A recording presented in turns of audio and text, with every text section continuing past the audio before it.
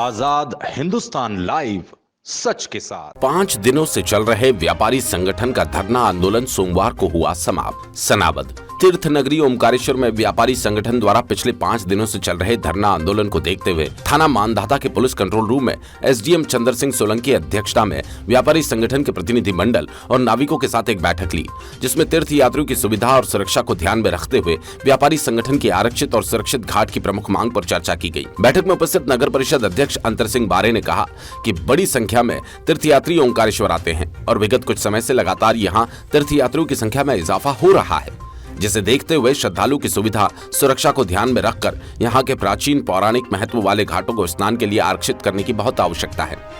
नगर परिषद द्वारा ओमकारेश्वर के कोटि तीर्थ घाट को स्वच्छता सर्वेक्षण में भी शामिल किया, जिसमें इन घाटों को केवल स्नान के लिए ही आरक्षित किया जाएगा। यहाँ भक्त स्नान, ध्यान, पूजन कर सकेंगे। दुकानें भी व्यवस्थित रूप से लगवाई जाएगी। साथ ही यहाँ नौका संचालन पूर्ण रूप से प्रतिबंधित रहेगा। चक्रतीर्थ घाट नौकाओं के आवागमन के लिए रहेगा, जहां नाविक यात्रियों को लाना ले जाना कर सकेंगे।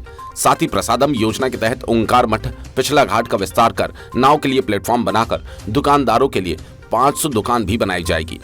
स्वच्छता सर्वेक्षण में शामिल किए जाने वाले कोटि तीर्थ और गोमुख घाट और तीर्थ यात्री व रहवासी साबुन, शैम्पू और प्रदूषण बढ़ाने वाली चीजों का उपयोग नहीं कर सकेंगे।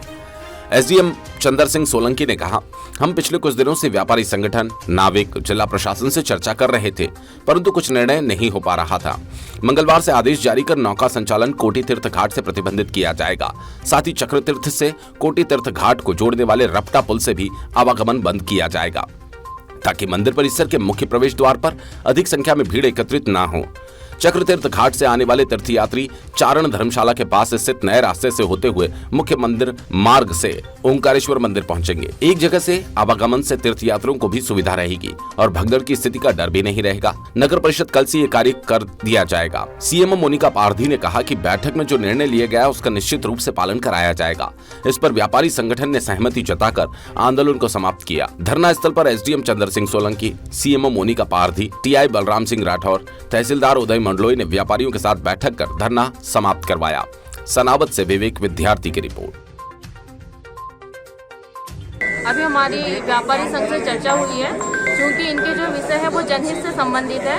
इसमें और 2-3 वर्ग भी इन्वॉल्व है। इसको देखते हुए वरिष्ठ अधिकारी और जनप्रतिनिधियों के साथ एक बैठक जो है वो आयोजित की गई है, क्योंकि जो भी निर्णय होगा उसका निश्चित पालन कराया जाएगा और आपकी जो भी मांगे हैं वो उनके संबंध में कार्रवाई की जाएगी। धन्यवाद। ये जो व्यापारी वर्ग है, जो हमारा पुराने झूला पुल से बड़ चौक वाले लोग हैं, इन लोगों ने करीब 5 दिन से धरना प्रदर्शन किया हुआ था कि कोटि तीर्थ एवं चक्र घाट को पूर्णतः नाव संचालन के लिए प्रतिबंधित किया जाए।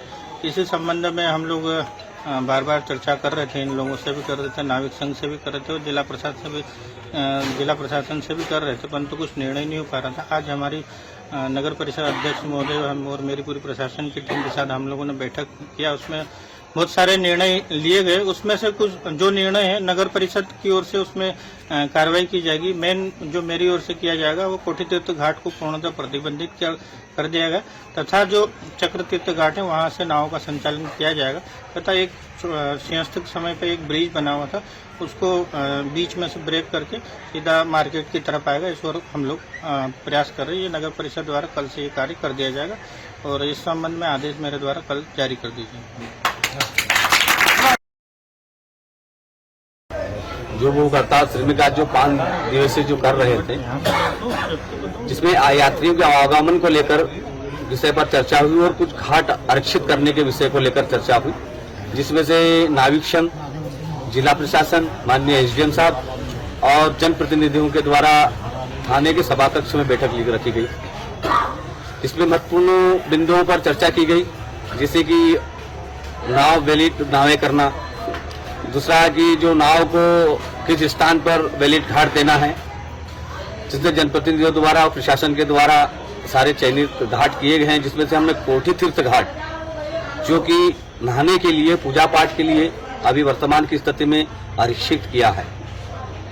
और इसके साथ जो हमारे जो भूख हड़ताल पे बैठे थे मेरे वरिष्ठ जन, मेरे गांव के मेरे सभी वरिष्ठ हैं, उनकी जो मांगे थी उन मांगों को लेकर भी हमने अच्छा विचार किया है और विचार के साथ साथ आने वाला जो समय कैसे कन्वर्ट होगा, क्या होगा, ये सारा जन चर्चाओं के साथ में आज मैंने पुनः उनसे हाथ जोड़कर इस भूख हड़ताल का श्रमिक तोड़ने का निवेदन किया है। तो मेरी बात उनने सहमत है मेरी बात से।